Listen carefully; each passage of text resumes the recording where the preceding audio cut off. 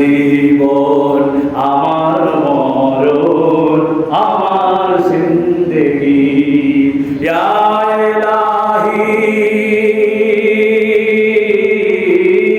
ইয়া ইলাহি, কবুল করো আমার বন্দেগি। আমার জীবন, আমার মরণ, আমার জিন্দেগি। আল্লাহু আকবার।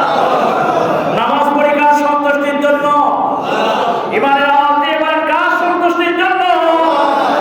আমাদের সব ইবাদত বন্দেগী হবে রবের জন্য। রব খুশি হয়ে আমাদেরকে জান্নাত দিয়ে দিবে।